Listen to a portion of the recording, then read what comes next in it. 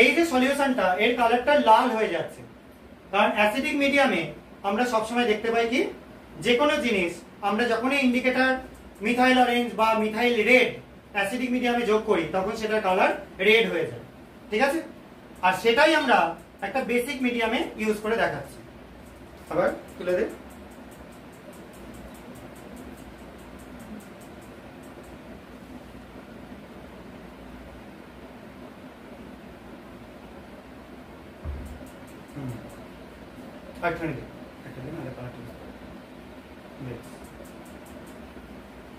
এই কালারটা এটা কি হয়ে যাচ্ছে, ইয়েলো হয়ে যাচ্ছে, লাইট ইয়েলো।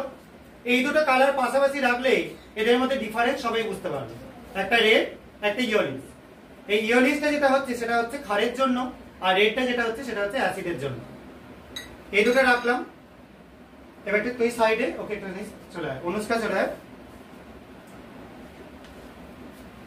এখানে আমরা একটা অ্যাসিডের সলিউশন নিয়েছি, অক্সালিক অ্যাসিড, আগেই বলে দিয়েছিলাম এটা একটা উইক অ্যাসিড, তার মধ্যে ফেনলফথ্যালিন দেওয়া হচ্ছে। ব্যাস, ফেনলফথ্যালিন কিন্তু অ্যাসিডে কোনো কালার চেঞ্জ করে না, সেই জন্য এটা কিন্তু যেমন ছিল অ্যাজ ইট ইজ সেরকম থেকে গেল, কোনো চেঞ্জ করলো না। এবার পরেরটা স্ট্রং বেস ছিল NaOH সলিউশন, তার মধ্যে দেওয়া হচ্ছে। তো এটার মধ্যে কালার কি তৈরি হয়ে যাচ্ছে, পিঙ্ক কালার তৈরি